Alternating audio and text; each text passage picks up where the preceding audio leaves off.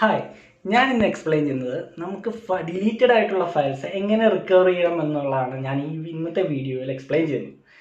നമ്മൾ ഒരു ഫയൽ നമ്മൾ സ്റ്റോർ ചെയ്യുമ്പോൾ നമ്മുടെ ഓപ്പറേറ്റിംഗ് സിസ്റ്റം ആ ഫയലിനെ എടുത്ത് ഹാർഡ് ഡിസ്കിലേക്ക് സ്റ്റോർ ചെയ്തിട്ട് ആ ലൊക്കേഷൻ റെഫറൻസ് നമ്മുടെ OS കീപ്പ് ചെയ്യും. അപ്പോൾ നമ്മൾ ഡിലീറ്റ് ചെയ്യുമ്പോൾ ഇത് ഓട്ടോമാറ്റിക്കലി അത് റീസൈക്കിൾ ബിന്നിലേക്കാണ് സ്റ്റോർ ചെയ്യുന്നത്.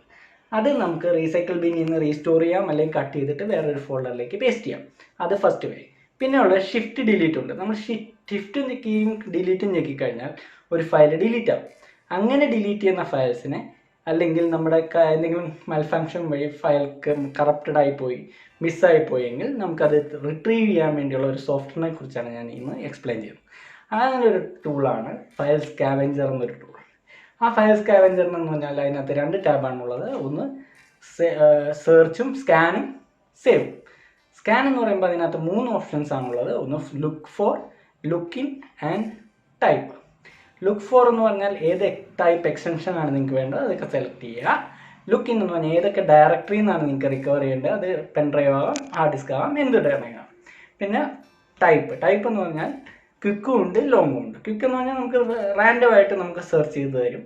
ലോങ് എന്ന് പറഞ്ഞാൽ കുറച്ചുകൂടി സമയം കൂടുതലെടുത്ത് ഡീപ്പായിട്ട് സെർച്ച് ചെയ്ത് തരും.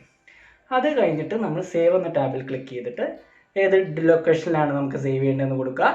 കൊടുത്തു കഴിയുമ്പോൾ ഓട്ടോമാറ്റിക്കലി സേവ് അടിക്കുമ്പോൾ നമ്മുടെ ഈ സെലക്ട് ചെയ്ത സ്കാൻ ചെയ്ത് നമുക്കൊരു ലിസ്റ്റ് തരും. ആ ലിസ്റ്റിൽ സ്റ്റാറ്റസ് ഗുഡ് ഉള്ളത് മാത്രം സെലക്ട് ചെയ്യുക. എന്നിട്ട് സേവ് ടാബിൽ വന്നിട്ട് സേവ് ചെയ്യുക ലൊക്കേഷൻ പറഞ്ഞിട്ട്.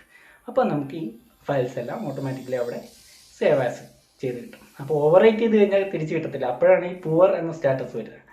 ഇത്രയും കാര്യങ്ങളാണ് ഞാൻ ഇന്നത്തെ വീഡിയോയിൽ എക്സ്പ്ലെയിൻ ചെയ്യുന്നത്. ഇത് ഇഷ്ടപ്പെടുകയാണെങ്കിൽ നിങ്ങൾ ലൈക്ക് ചെയ്യുക, സബ്സ്ക്രൈബ് ചെയ്യുക, നമ്മുടെ ചാനൽ നോട്ടിഫിക്കേഷൻ ക്ലിക്ക് ചെയ്യുക. എന്നാലേ നമുക്ക് ലേറ്റസ്റ്റ് വീഡിയോസ് നിങ്ങൾക്ക് കിട്ടുള്ളൂ.